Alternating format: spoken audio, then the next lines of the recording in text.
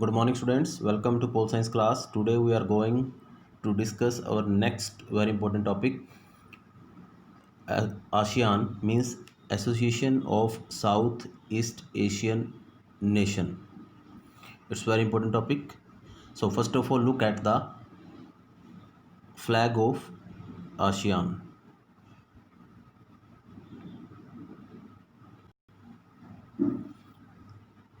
It is the flag of ASEAN. Here you can count stalks of. Here is 10 stalks of paddy, and all these stalks represent the 10 countries. Look at the logo of this organization ASEAN. In the ASEAN logo, the 10 stalks of paddy represent the 10 Southeast Asian countries bound together in friendship and solidarity. The circle symbolizes the unity of ASEAN. तो ASEAN के जो प्रतीक चिन्ह है, इसमें जो धान की 10 बालियां दिखाई गई हैं, these 10 stalks represent the 10 countries and it bounds. ये बांध आपस में इनको बांधती है किस चीज़ में? फ्रेंडशिप में और यूनिटी के थ्रेड के अंदर, एकता के धागे में बांधती है. और जो इसका जो सर्कल है, it is symbol of its unity. ये उसकी एकता का प्रतीक है. Now we shall discuss this topic step wise. First thing, what do you mean by ASEAN? ASEAN से आप क्या समझते है क्या? ASEAN was established in 1967 by 5 countries of the region. मतलब इसे 5 देशों के द्वारा स्थापित किया गया था 1967 के अंदर. तो फाउंडर को देश कौन कौन से थे इसके? First Indonesia, Malaysia, Philippines, Singapore and Thailand. By signing the Bangkok declaration. इन्होंने बैंकॉक में एक कॉन्ट्रैक्ट साइन किया था. एक्चुअली इसका जो बेसिक उद्देश्य क्या था, we shall discuss its objective also. And later बाद में 5 countries included which are Brunei, Darussalam, Vietnam, Lao, PDR, Myanmar, जिसको बर्मा बोलते हैं, Burma, and Cambodia. So right now there are 10 members. So that's why there are 10 stalks of paddy and all these are representing the member of its association. ASEAN was and still remains principally an economic association. जो ASEAN था वो starting से क्या रहा है? एक आर्थिक organisation रहा है. While the ASEAN region as the whole is a much smaller economy compared to the US and the European Union and Japan. अगर इसकी हम इकोनॉमी को कंपेयर करते हैं किसके साथ? यूएस के साथ, यूरोपियन यूनियन के साथ और जापान के साथ, तो वो छोटी है इसकी economy. And its economy is growing much faster than all the. लेकिन इसकी जो इकोनॉमी, जो जीडीपी रेट है, वो डे बाई डे बहुत फास्टली ग्रो कर रही है. And this account for the growth in its influence both in the region and beyond. इसीलिए इसका जो इन्फ्लुएंस है वो इसके रीजन में, मीन्स का जो रीजनल एरिया है उसमें, उसके बाहर, दोनों जगह इसका इन्फ्लुएंस डे बाय डे बढ़ता ही जा रहा है. ओके. सेकंड,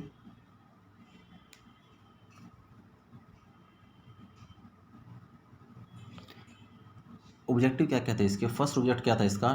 टेरिटोरियल डिस्प्यूट्स को should not be escalate into armed confrontation. मतलब कि जो आपसी जो डिस्प्यूट है, क्षेत्रीय डिस्प्यूट है, वो इस हद तक ना इंक्रीज़ हो कि आर्म्ड फोर्सेस का सहारा लिया जाए या वॉर का रूप ले ले. तो उस चीज़ को वहीं तक सीमित कर देना. First thing. Second thing, to accelerate economic growth through social progress and cultural development.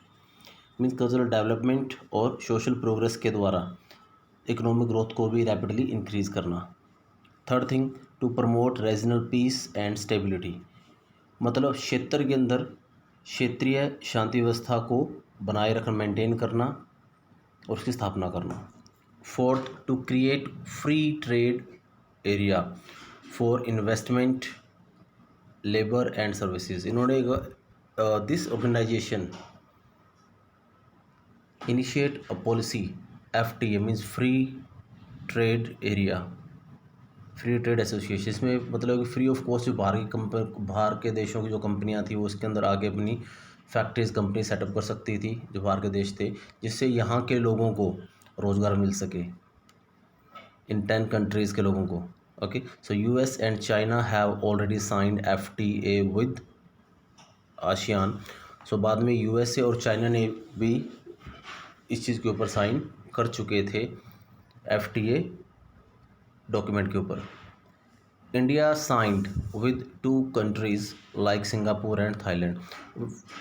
In the beginning, starting में इंडिया को ज़्यादा India didn't pay so much attention on this organisation, but later, पहले इंडिया ने ज़्यादा ध्यान नहीं दिया था इसकी पॉलिसीज़ के ऊपर, लेकिन बाद में इंडिया ने 2 कंट्रीज़ के साथ FTA को साइन किया। फर्स्ट कौन सी है?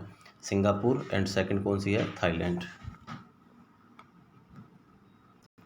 नेक्स्ट पॉइंट, आसियान वे, मतलब कि जो वे ऑफ वर्किंग, काम करने की जो शैली कैसी है इसकी, किस तरीके से काम करती है। ASEAN way is an interaction that is informal, confrontationist and cooperative to promote super national structures in the Association of South East Asian nation.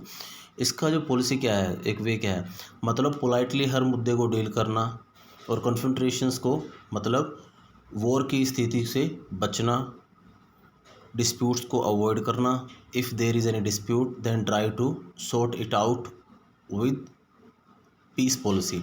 अगर कोई डिस्प्यूट है तो उसको शांति व्यवस्था के साथ सॉर्ट आउट करना। Okay, and in 2003 the ASEAN community established the following 3 pillars. Now we shall discuss the 3 different pillars, because every organization has 3 pillars. You can take the example of US hegemony also. US hegemony was also based on 3 pillars. First, like hard power, structural power and soft power. In the same way, the ASEAN security community, सुरक्षा की जो व्यवस्था थी, to solve, इसका मतलब क्या था, to solve territorial dispute, क्षेत्रीय जो डिस्प्यूट है, झगड़े हैं, उनको सुलझाना, and not to escalate into armed confrontations, मतलब युद्ध का सहारा न लेना, ये ना हो कि मिलिट्री का यूज़ किया जाए और एक दूसरे को मार दिया जाए, and also promote regional piece, और क्षेत्रीय शांति व्यवस्था को प्रमोट करना।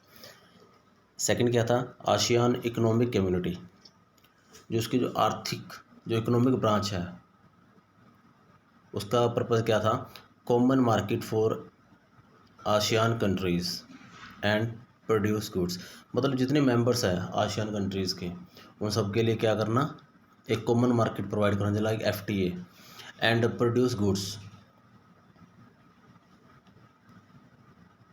और थर्ड थिंग क्या थी, ASEAN socio culture community.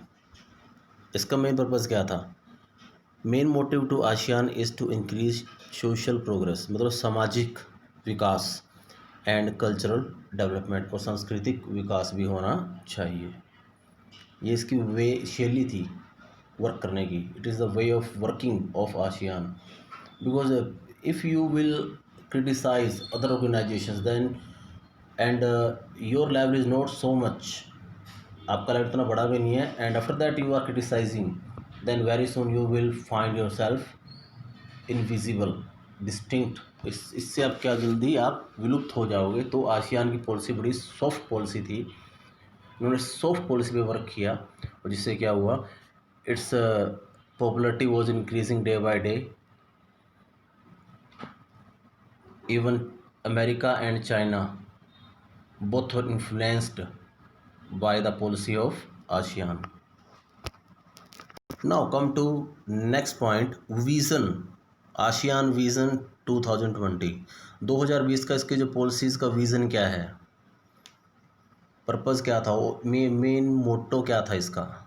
The ASEAN vision 2020 is rapidly growing as a regional organisation. ये एक बहुत, इसका उद्देश्य क्या था, एक क्षेत्रीय बहुत बड़े संगठन के रूप में ग्रो करना विद द विज़न 2020। अब डिस्कस करते हैं विज़न क्या है। फर्स्ट थिंग क्या है, an outward looking role in international community, मतलब इंटरनेशनल लेवल पे एक आउटवर्ड रोल प्ले करे, एक आउटस्टैंडिंग रोल प्ले करे।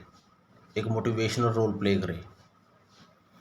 Second, to encourage negotiations over conflicts in the region. अगर क्षेत्र में कोई भी कन्फ्लिक्ट्स होता है, डिस्प्यूट होता है, तो उसमें क्या करे, मतलब नेगोशिएशन करे टू डील दैट मैटर, उस मैटर को डील किया जाए। इनकरेज करना डीलिंग के लिए, ना कि प्रोवोक करना किसी कंट्री को फॉर इन्वेजन। अब अमेरिका क्या करता है, अमेरिका दूसरों को भड़का देता है और फिर बाद में उस पर अटैक कर देता है। बट इसके जो पॉलिसीज़ थी वो डिफरेंट थी।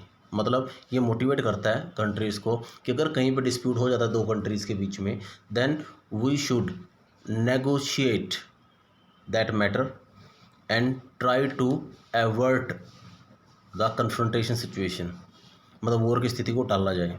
Third, to control to end the conflicts, like control करना कन्फ्लिक्ट्स को, जैसे कंबोडियन कन्फ्लिक्ट्स हुआ था, ईस्ट तैमूर क्राइसिस थे। इनके लिए क्या, इनके बीच में इन्होंने क्या किया था, मतलब कि एक मिडल मैन की एक मिडल रोल प्ले किया था और काफ़ी हद तक इसको कंट्रोल किया था कि कन्फ्रंट्रेशन आगे ना बढ़े, मतलब मैटर को सॉर्ट आउट कर दिया गया था।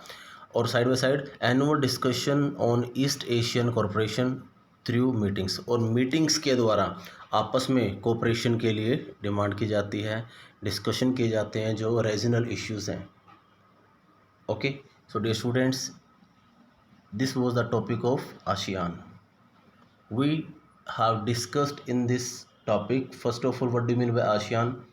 In the beginning it was an organization of 5 countries. After that 5 more countries included in that organization. After that objectives के क्या थे? After that ASEAN ways, इसकी वर्किंग प्रोसेस कैसे है, वे ऑफ वर्किंग क्या है। फोर्थ क्या था, ASEAN vision 2020. So I request you to listen it twice and thrice to understand this chapter very clearly, understand this topic very clearly.